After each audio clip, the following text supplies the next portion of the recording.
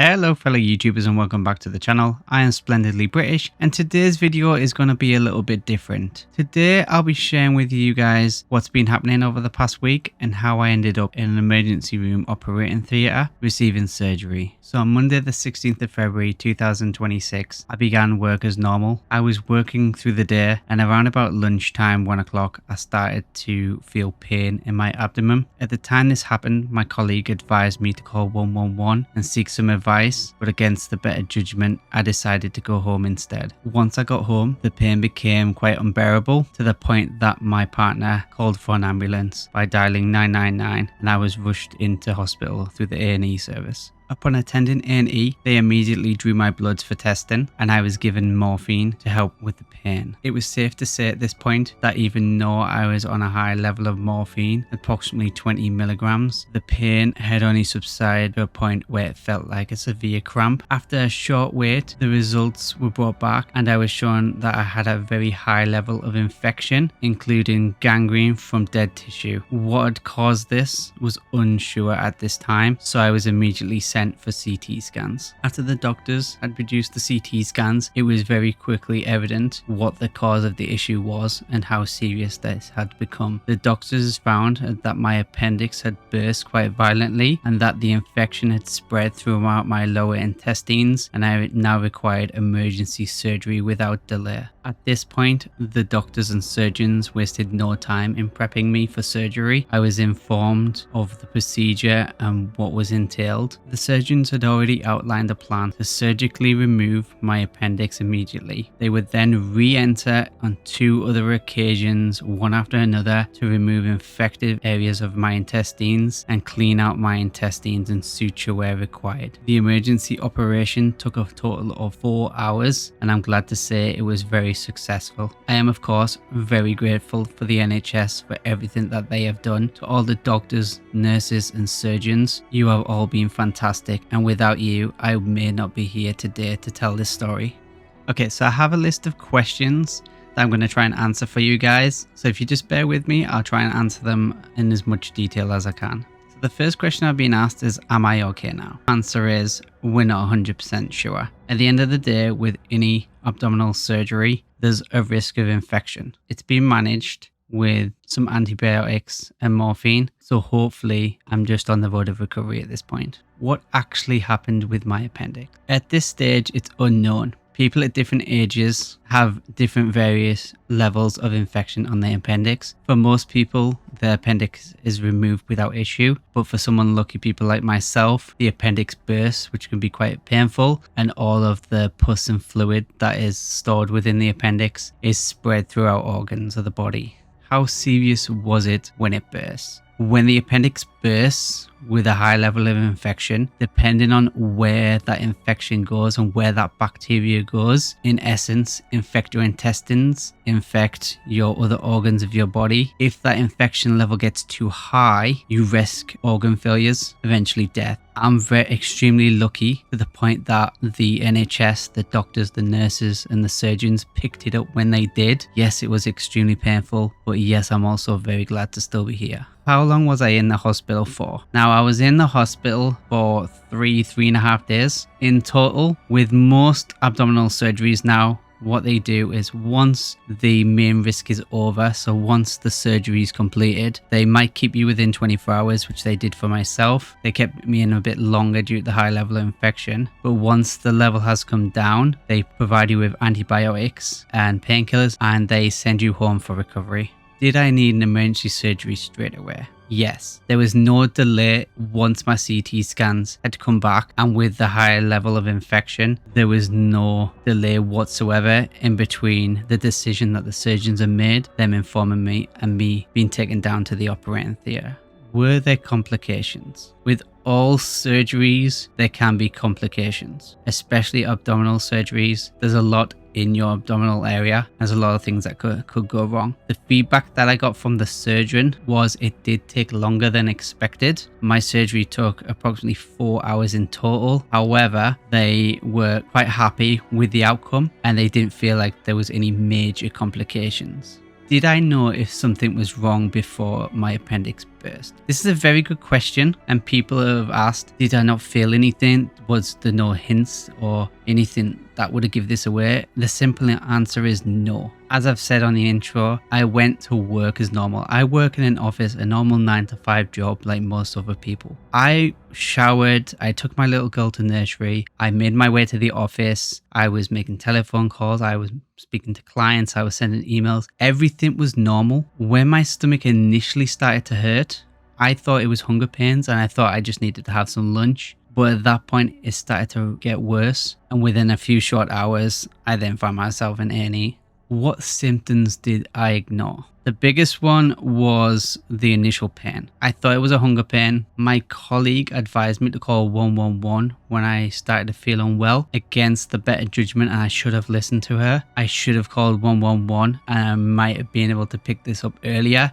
So how painful is the recovery? Short answer is very painful. There'll be some viewers out there that have had a C-section, and you would compare this to a C-section. So when you have abdominal surgery, they'll enter through your stomach area, through your abdominal area. It's a similar kind of procedure. They will damage muscle tissue, fat tissues, nerve endings, exactly the same way you would with a C-section. This means it has a very similar pain, which, as some of you are probably aware, is very painful. Even in recovery, I constantly get pain spikes. They can just make me feel a little bit queasy, but other times it can be unbearable for a few minutes. How long until I'm fully back to normal? So the surgeons have advised me that I can return to normal routine, if you can describe it as normal, after 6 weeks. So normal routine means I can exercise as normal, go about my day as normal without any restrictions. For the initial first 2 weeks, I cannot drive a vehicle. I can't lift my little girl. I can't lift any bags,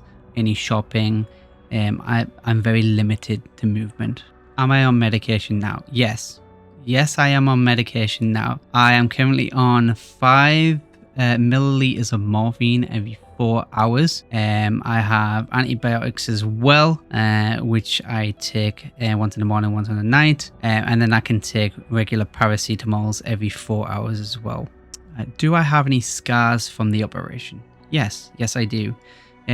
So there's been 3 incisions. With most appendix removals, they go through the belly button. They did say it was slightly larger than normal, the scar, due to them moving around and them having to retrieve the bits of appendix. So I do have one large scar across the belly button. I have another scar about 2 inches to the left of my belly button, and then another scar of about 1.5 inches where they've gone in underneath so they can get to the lower intestines. But they've all been sutured. They all should mend and heal, and they'll most likely be not as noticeable once they've all fully healed. Am I allowed to exercise, sit, or game? No, I cannot exercise. For 6 weeks, I cannot do exercise in the case that I cannot lift weights. With that said, it is advised that I do try to move as much as possible and not just sit stationary. I don't want my muscles to seize in any way. It's quite difficult for me. I'm normally quite an active person, so just sitting stationary can drive me a little bit insane. I have a little girl. She likes to be picked up a lot. Unfortunately, I can't pick her up. I can't take her out places. I can't take her to swimming because I can't get the stitches wet at present for 6 weeks. So it is quite difficult. Sitting's the most comfortable position I can remain in at the moment, in all honesty. As for gaming, yes, now that the pain is starting to subside, or the initial pain is starting to subside, I will be gaming again, because I'm sat stationary while I was doing it, along with the commentary. So hopefully, fingers crossed, this Monday we'll get another video up. But did the doctors give you any long-term restrictions? Not in particular, no. They did say after the 6 weeks initial recovery, I should be able to return to normal day-to-day routine. If I still have any pains anywhere, I need to see a GP, and they would look at that on a case-by-case basis. But in reality, I should have recovered within the 6 week period, assuming there's no further infection.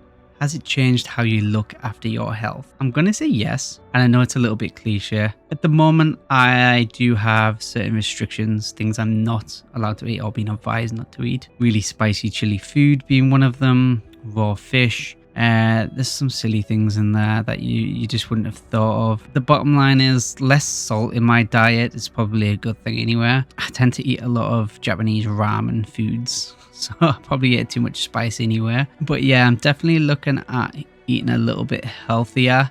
There will be changes to my health and how I eat, but I suppose time will tell. So is this why you have not uploaded and that uploads have stopped? I did put an AI video up and I did generate that AI video whilst laying in my hospital bed. Don't know how good that should have been. I haven't uploaded, done any recordings, played any games. I am trying to get back into a routine, which means doing more work, working remotely, playing games, uploading, and I will get back in my routine as soon as possible.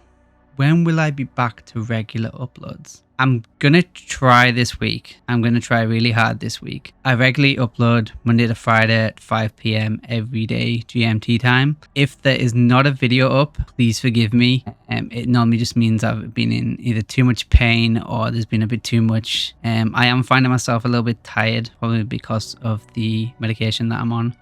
But I will try my hardest to do the regular uploads.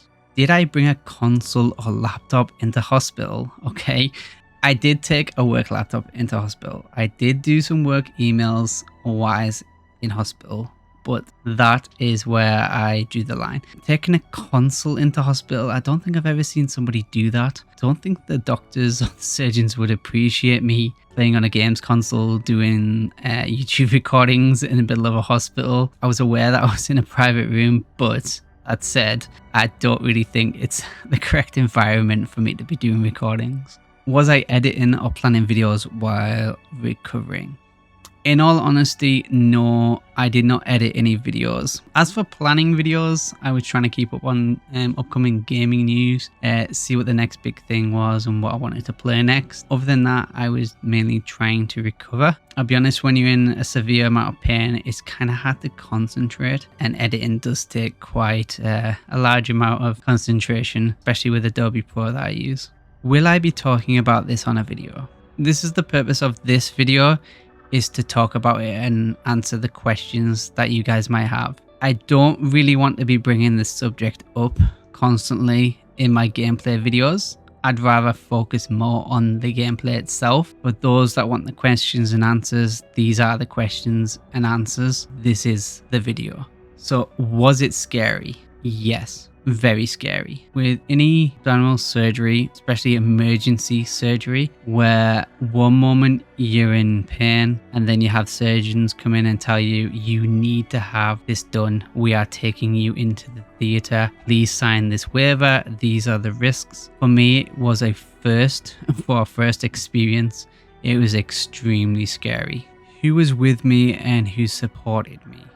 So initially, being in the office, it was my work colleagues. As I've said, my work colleague advised that I called 111. I should have listened to her advice. I wish I had listened to her advice. She already reminds me that I should listen to her more often, and I will moving forward. Once I was in A&E, it was my partner and my little girl that supporting me. Obviously, they couldn't stay there overnight. My little girl is less than 2 years old. She does have nursery to attend and she does need to go to bed. So there were times when I was in the hospital alone. Being alone in person doesn't mean that I was alone in spirit, I suppose. She was always there on the end of the phone. I could always just drop her a message or call her if I needed her, and she was there for the majority of the time. Did anything funny or surreal happen in hospital? The nurses were really friendly and funny. When I was doing my work emails on my laptop, she did tell me off and advised me to get some rest and not be spending time doing work emails. So I suppose you can say that was a little bit funny. It's like any hospital, most people are there because they're unwell. It's not really a place people enjoy or anything.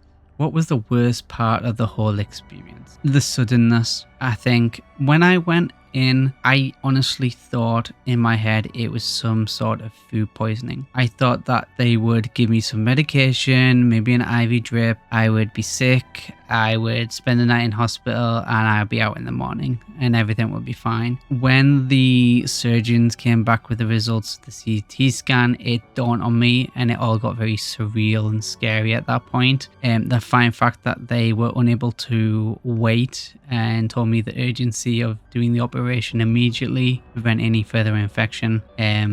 Obviously that right there was the scariest part of the whole experience.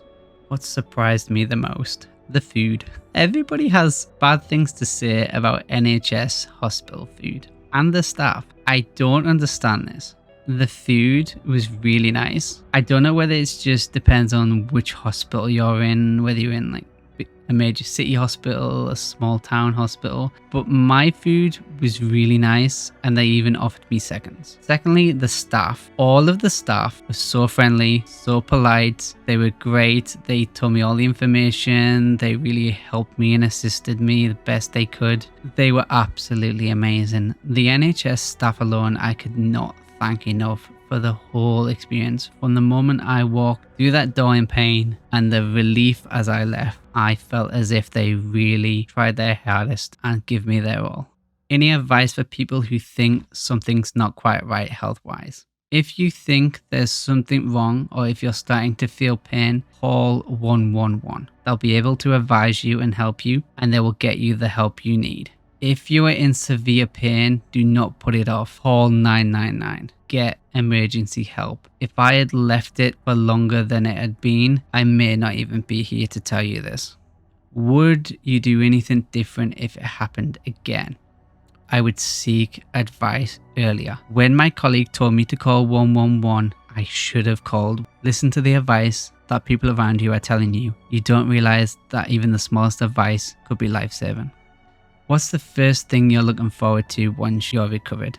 If you haven't guessed it already, it's picking up my little girl and giving her the biggest hug. It is really heartbreaking that I can't pick her up at present. If I was to pick her up, I would risk breaking my stitches and sutures or causing myself some severe pain or even internal bleeding. After those 6 weeks, I'm going to pick her up and I'm going to give her the biggest hug, and we're going to go out and we're going to probably go swimming and we're going to do all the things that I haven't been able to do within the past 6 weeks.